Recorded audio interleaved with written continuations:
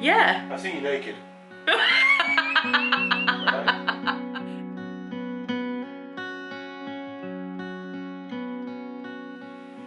Hi everyone, welcome back to the channel. If you are new, if this is the first video of mine that you've jumped upon, my name's Charlotte. I'm a writer, a historian and a heritage researcher. I do videos on my YouTube channel about books, about reading, about writing. I do day in the life of a writer videos and yeah, just lots of lovely content about books and writing and that kind of thing. I say lovely, is that a bit big-headed to pat myself on the back and say that my own writing is lovely? I don't know. I'm also a little bit awkward at the moment, so I hope I don't come across awkward, but Tom's in the room with me. He's currently at his desk there, and I feel really awkward filming a video in front of him. I don't know why, because he watches all my videos. You feel awkward in front of me? Yeah, I don't know why. I feel like really kind of like embarrassed, like recording a video in front of you. One, I'm not really paying attention. Yeah. And two, I'm probably the least person who should be embarrassed in front. Yeah, but we've also recorded videos together. Is this for YouTube? Yeah. I've seen you naked. Right? Yeah, to be fair, if he's not going to be put off by my naked body, then he's not going to be put off by listening to me do YouTube videos. Right, well, that's the end of that then. So, if you are still here and you're brand new, then thank you. You've obviously got a strong stomach. And if you've been here for ages, as Louise Pentland says, if you're an oldie but a goldie, then hello and welcome in. I probably shouldn't say that because it's probably like a branded TM trademark thing that she says, but I won't say it again. We are today, anyway, we're doing a Q&A session, and I've never really done a Q&A before because every time I've put a call out for questions, I've never got any. Or I've got like one or two questions and there haven't really been enough to do a full YouTube video with before. So today, people have actually been, like, not today, but when I put the call out for my questions, people actually sent in questions, and it started off where I only had like 2 or 3 questions, but they were such good ones that I was like, no, I really want to do this. So I put another call out and said, come on guys, give me some questions because I really want to do this video, and you did. So I've got quite a few to romp through today, so I need to get started. We'll go back to the first ones because the first question was from Laura, my friend Laura, and she said, what book by another author would you love to tweak or rewrite? I loved that question. I probably should have thought of all of these answers before I started this video actually, so that I would know what I was going to say. To be honest, I would say that the most recent book, Tidelands by Philippa Gregory, that I read as part of my 12-hour readathon that I did, I would love to tweak the ending to that book because I read like I got 80% of the way through and I was absolutely in love with it. I loved the setting, I loved the storyline, and then I thought the ending really, really let it down. I still think it's worth reading if you are kind of into like historical fiction and you like kind of escapism books, because it's really kind of like, you know, a woman living on the edge of the marshes and it's all these beautiful scenery and this, that and the other. But the ending was really disappointing, so I'd love to tweak that and make it a bit of a better ending, and where the people who caused the trouble actually get their comeuppance, and where, I mean, the ending's a bit depressing, but I kind of like that the ending isn't, you know, it doesn't finish with the woman riding off into the sunset with the man of her dreams or anything like that, and I quite like that, but I do think that the person who caused all the trouble needs to get some payback. We're losing the lighting, it's going a bit dark. I've had to film this a bit later on, so if the lighting changes throughout this video, I am sorry, but that's just what happens in spring. When we are before daylight savings time, so the clocks haven't gone forward yet, so we're just gonna have to deal with it. Imogen said, what genre of book are you into at the moment? Well, I'm always into historical fiction, always. That's just my area that I really love reading. But I have really just recently got into reading books that are set in a really remote location. So that's what I liked about Tidelands. It was set like up the coast. Books which are, you know, about people who live in a remote location, or they live on a mountain, or it's very natural, like nature, outdoor settings, that kind of thing. I think because we're living in COVID times and we're all stuck in our houses, we can't go out and spend time outdoor. Well, you can go for a walk. There's only so many times you can walk around Huddersfield before you start going a bit stir crazy. You know, I want to walk on a beach, I want to put my feet in the water, I want to drink a beer in a bar on a beach. I just can't wait to do that kind of thing. I also want to go and get lost in a woodland. You know, when we lived in France and we had the woods that were like just, you know, 2-3 minute walk from our house, I loved going out and just standing in the woods and listening to the trees and the water, and yeah. So I'm getting that through books instead, basically, and YouTube. I've been watching lots of videos about people who are renovating cabins in the woods on YouTube. So that's a kind of a new genre that I'm kind of into a bit at the moment. Corinne said, what's your favourite bookshop? I actually would like to take this opportunity to talk about Bookshop.org. They are basically, they've set up a website which is a little bit like Amazon, but it works in so many better ways than Amazon. It basically is your one-stop bookshop for any book published. I think there are a few things that aren't on there, but they're doing their best to kind of increase the number of books that they have available on there to purchase. And you go on, you purchase a book like you would on Amazon, and they deliver it to your house. They don't have the same discounts as Amazon, but that's because they are supporting independent bookshops across the UK. They've done something bonkers like raise millions of pounds for independent bookshops, and for many independent shops, especially through COVID times, books that have been purchased through bookshop.org have actually saved their shops. They've meant that people can pay their bills, they can pay their mortgage, they can put food on the table. Amazon doesn't do that. Jeff Bezos don't give a shit about people. Whereas Bookshop does this amazing thing, and it supports writers and you know, bookshops and this, that and the other. So that's what I would say. Bookshop.org is my favourite bookshop at the moment. And actually, if you go onto my Instagram, and there's a link tree in my bio, and you can go through to my affiliate page on Bookshop, and you can shop all of the books that I mention in my YouTube review videos, and you can also shop my books as well. So if you are looking to buy copies of my book, or if you're looking to buy copies of books that I've recommended, please do go and do it on Bookshop.org, because if you go through my affiliate links, I get a little bit of money for it, and if you just buy on Bookshop.org anyway, then you're supporting independent bookshops. There you go. They did not sponsor this video, but at Bookshop, if you want to sponsor me, just let me know. I'm open to sponsorships. Laura said again, if you could move to a completely different genre, what would you like to try writing? I'd love to try writing something like a mystery detective thing. Like, so you all know that some of my favourite books are the C.J. Sansom, Matthew Shardlake books, where he is solving a crime and this, that and the other. I love true crime. You all know that I love Red Handed the Pod, true crime podcast, and I like watching documentaries about true crime, but I've never really read any true crime books. I do read the odd kind of historical fiction detective book, or just a fictional detective story, and so I'd quite like to try writing something like that, but I don't think I know enough about the legal system or that kind of thing to be able to write it effectively, if you know what I mean. What helps you concentrate when you're writing?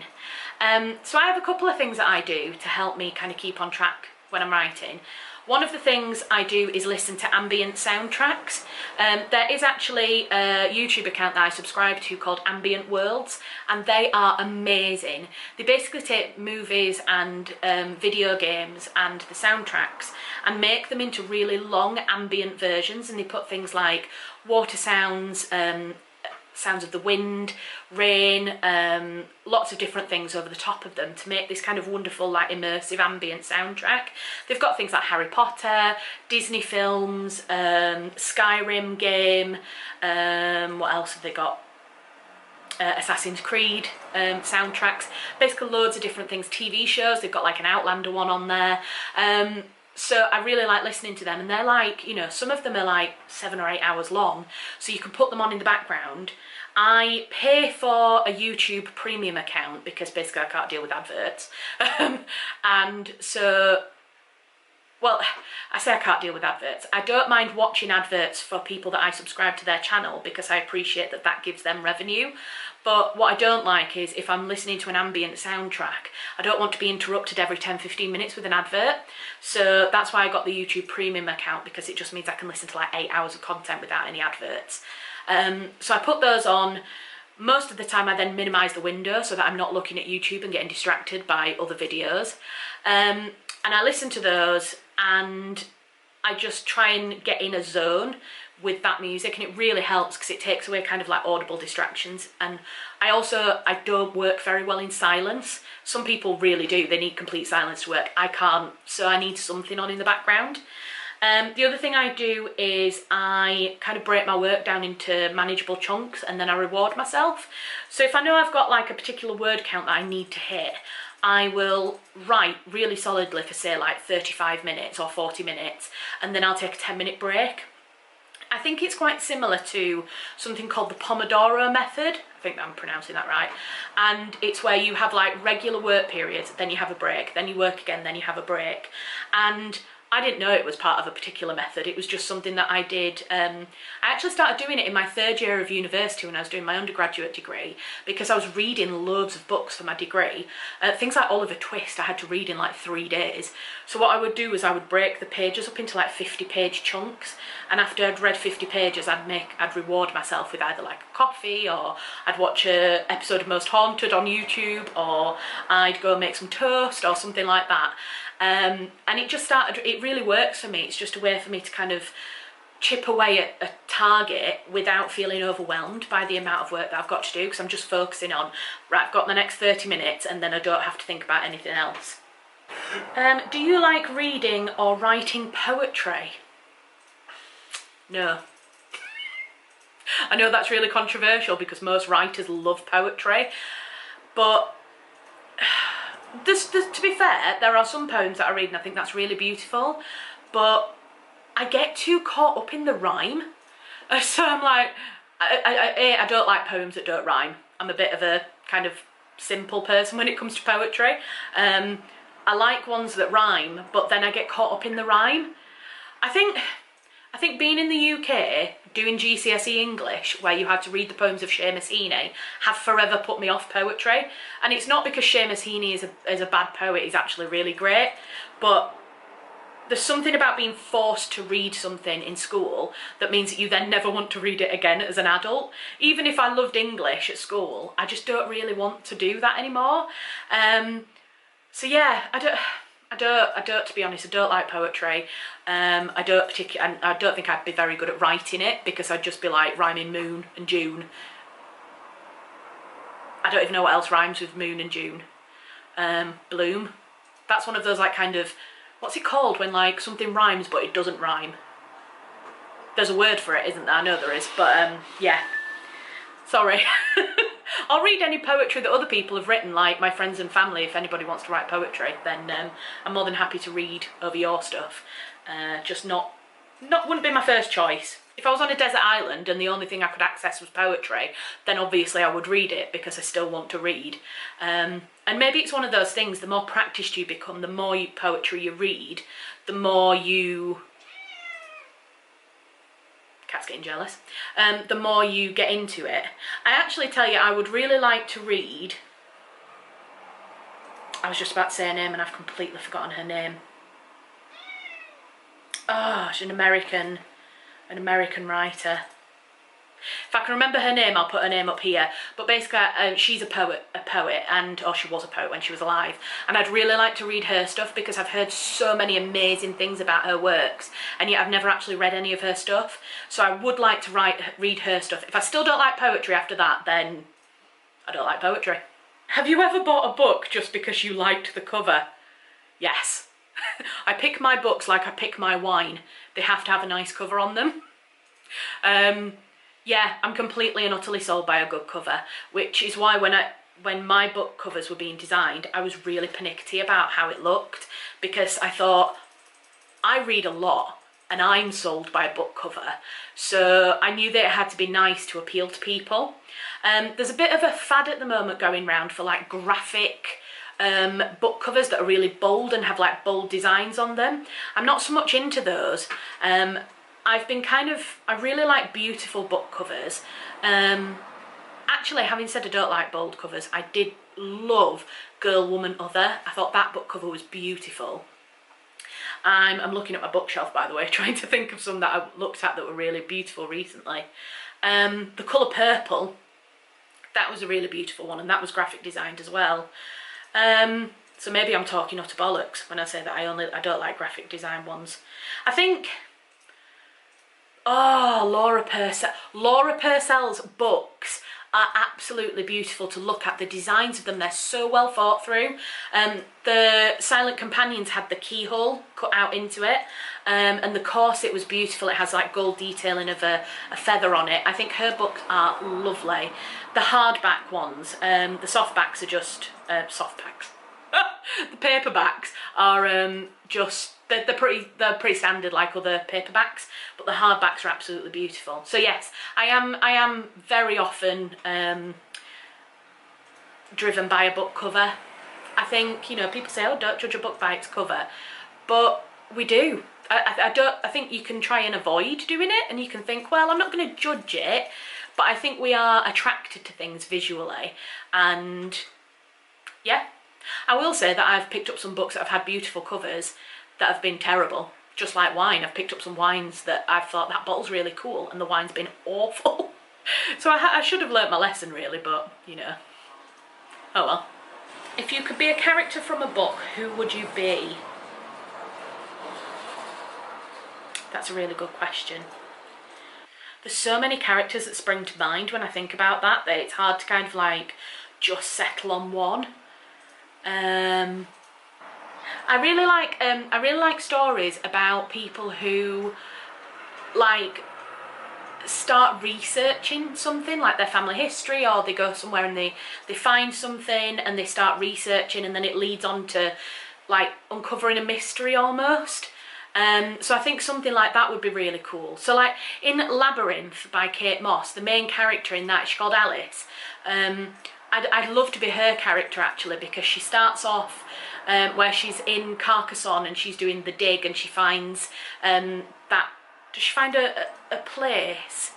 Oh god, it's one of those books I need to read again actually.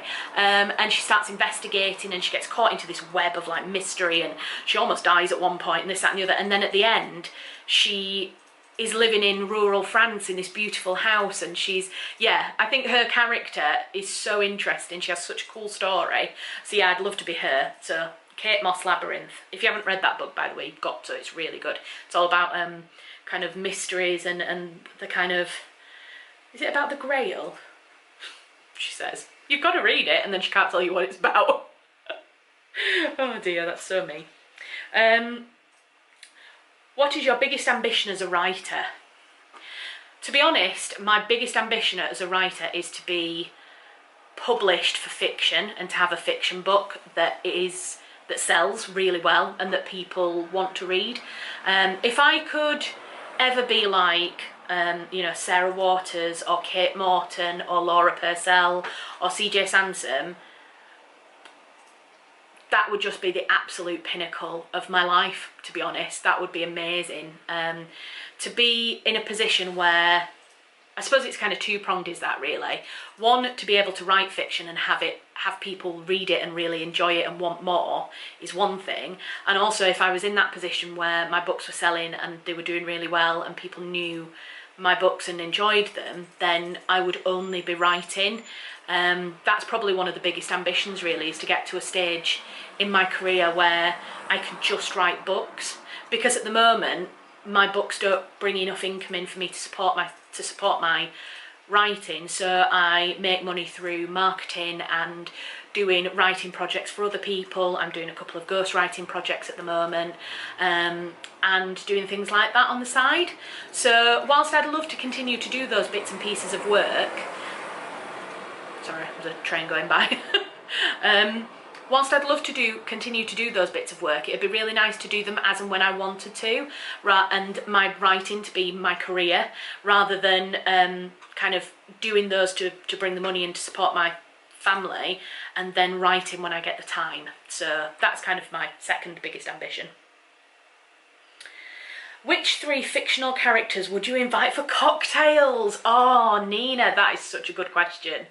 3 characters I'd invite for cocktails. Well, I think one has to be Matthew Shardlake from the C.J. Sansom books. Definitely. Because he goes to dinner parties and he always gets embroiled in really interesting conversations. So I definitely want to talk to him. I think there'd have to be some kind of historical character, somebody like from a historical book. I think I'm currently reading the Elizabeth Chadwick books about Eleanor of Aquitaine, and I think she'd be a really fascinating person to talk to, so I'd have to put Eleanor of Aquitaine in there as well. And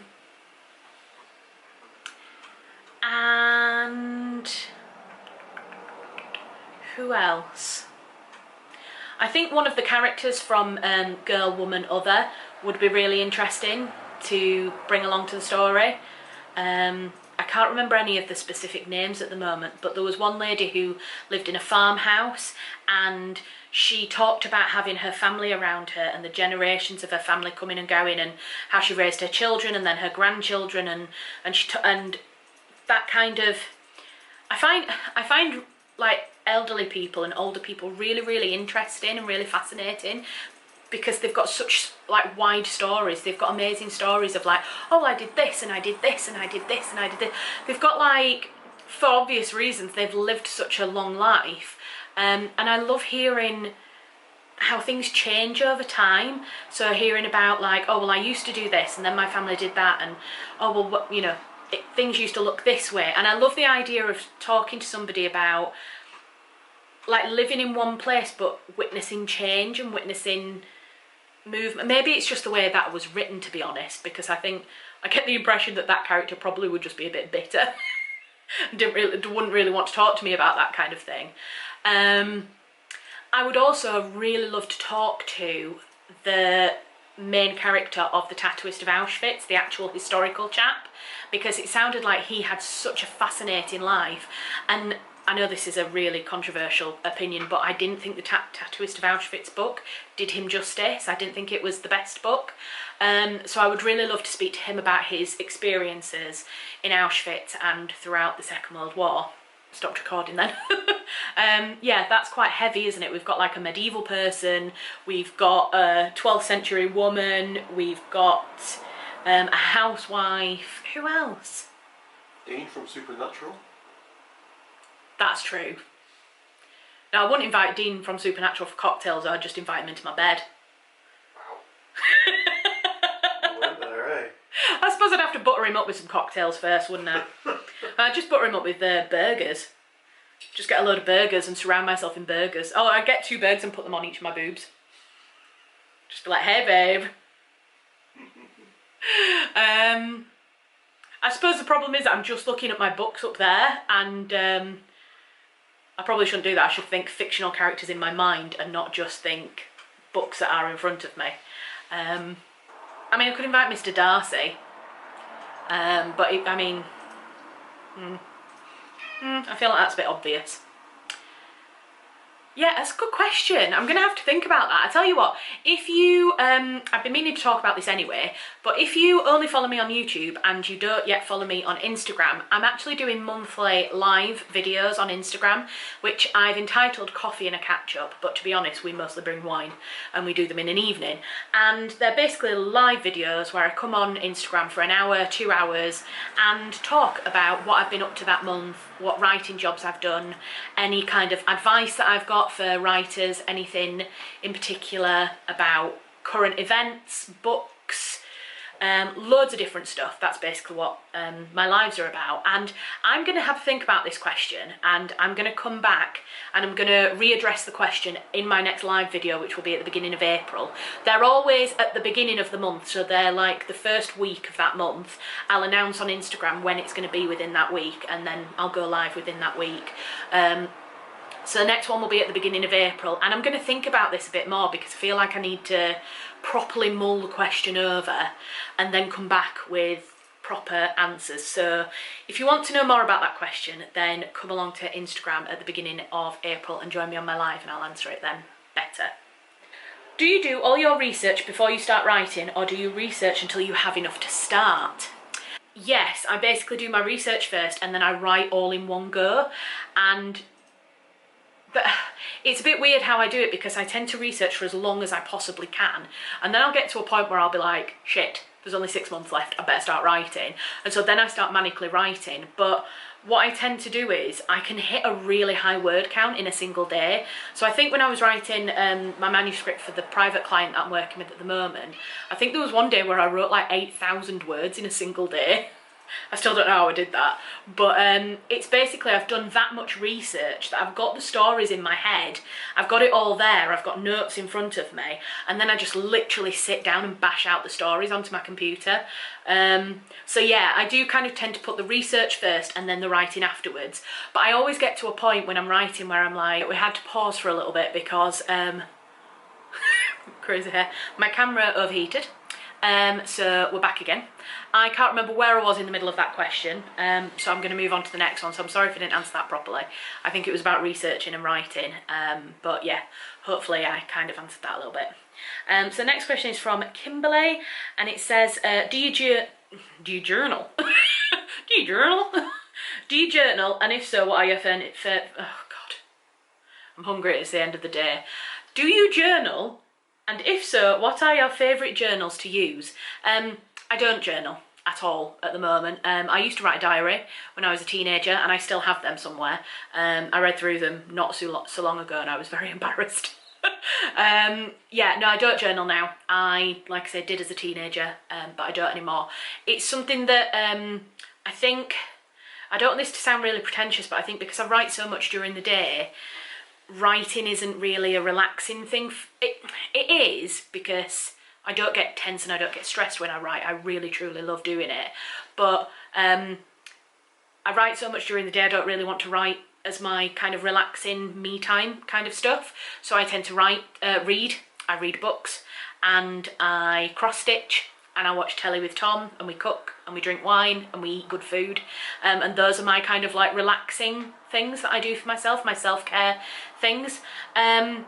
So no, I mean, the only thing I did do a little bit of kind of noting down this year was I kept a bit of a COVID diary when we went into the first lockdown, just because I work on diaries and I work in type of like, not journals, but I work with diaries and archive materials so much that I thought maybe I should write something about these times that we're living through. So I did a little bit, but I didn't keep up with it. That's the other thing with journaling, is that I can't be consistent with it. So I think I may have started stuff before and then just never finished it. So yeah, I don't do those. And she also sent a second question, which was, I'm thinking of starting a YouTube channel, but I fear that my content will be rather dull, as I spend most of my days writing, some days working on the same task, even though I love these kind of videos myself. What would be your advice on how to get started? Well, just as a bit of a kind of thing, if you ever think that just watching somebody write at a desk is boring, just know that my most popular video, which has something bonkers like 16,000 views on it, is a day in the life of a writer, where for most of the video I am writing. It's a time lapse of me writing and researching a book. And when I filmed that video, I think I got about halfway through it and I was like, my mum's probably the only person that's still watching it at this point, and everybody commented going, no, I was still watching it, I really enjoyed it. And I know that some people, probably some of you who are watching this now, have told me that you watch it over and over again, that video, because you found it so inspiring for your own work. And yeah, I mean, I find that amazing that I can inspire somebody else to write. It just feels like such a wonderful thing to be able to do. And yeah, so the videos that I usually think are going to be boring are the ones that are the most popular, and videos that I think are like really cool and exciting, like the one where I skied down a mountain and I was like, yes, I'm a plus size skier. I think that's got like 40 views. So you can never tell what's going to be popular on YouTube. And I would say first of all, create the content that you want to create, because I think when you are excited and you are enthusiastic in a video, it comes across. There's nothing worse than seeing somebody put a video together that they don't really want to do, because you can just tell straight away. So I would say do the content that you want to make, and also just have fun with it, and don't put too much pressure on yourself. I mean, I've been doing my YouTube channel now for 4.5 years, nearly 5 years, and I've still only got 300 subscribers. So I think unless you're publishing like 2 videos or more a week, the growth is relatively slow. But I will say that even though I've only got a small community, the people who follow me are lovely, and I've genuinely made like lovely friends. I mean, one of my closest friends, L'Oreal, was a viewer of my videos at first, and then we ended up chatting and we got to know each other, and she'd moved to Geneva and we met for coffee, and now she's one of my closest friends.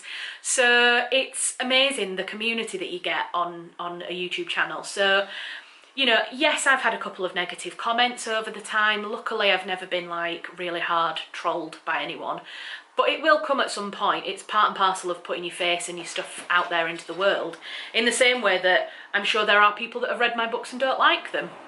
It's just, you know, we're not everybody's cup of tea. I saw a really good meme recently that was like, why do you expect everybody to like you when you don't like everybody? And it's like, that's really true. Like, I don't like everyone in the world, so why do I want to be liked by everybody? It's just one of those things, isn't it?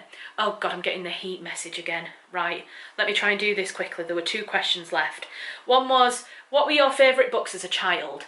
I read a lot of Danielle Steele, which is a bit embarrassing nowadays, but considering that Danielle Steele is a multi-millionaire and has made a massive career for herself out of writing romance books, I don't think that's anything to be sniffed at. I really love Danielle Steele books. My mum introduced them to me at a really young age. It was probably about 7 or 8 when I read my first Danielle Steele book. And we used to read them together. She'd have the book open and we'd read it together, and when we got to the end of the page, we'd be like, right, turn the page, and she'd turn the page and we'd read the next lot together. And that's how I got into reading, what I can remember of getting into reading like proper novels. So yeah, read a lot of Danielle Steele as a kid. I Capture the Castle by Dodie Smith is one of my favourite teenage books.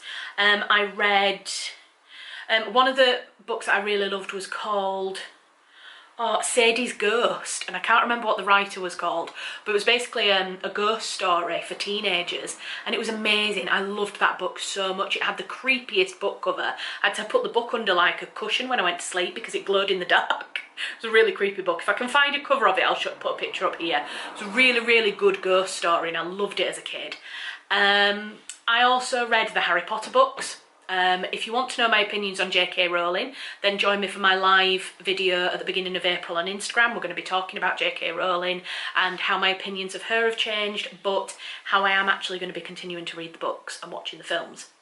I'm trying to make this as quick as I can before the camera dies because we've got food on the way and I'm not filming any more of this. I think that was actually the last question. I think I've done all the others. So other favourite books as a child. I actually read Stephen King a lot as a teenager as well. I really loved Stephen King's books. In fact, I still do. I think he's a bit of a genius in the way that he writes. I'm trying to think. Oh, I loved The Railway Children and Little Women. Those were 2 books that I read and really loved them. But I watched the films first with my mum, and then I went and read the books afterwards. Yeah, I'm trying to think of any others. If I think of any others, then again I'll mention them at the live on Instagram. So that's it. That's the end of this video. I hope you've really enjoyed this Q&A. Thank you so much for submitting all your questions. Absolutely amazing. I've really enjoyed talking more about this. Let me know if you enjoyed this, and we can plan another one for like in 6 months' time or something like that, and we can ask some more questions. And like I say, if you haven't already, come and pop over to my Instagram and join me for my Instagram live at the beginning of April. And if you want to support the creative work I do, if you want to help me with my creative work, then please consider buying me a coffee. I'll pop all the details up here, and they'll also be in the description box with a link. You can buy via PayPal or with a credit or debit card, and you can buy me a coffee from as little as £3, and it all goes into the pot to help me with my creative work.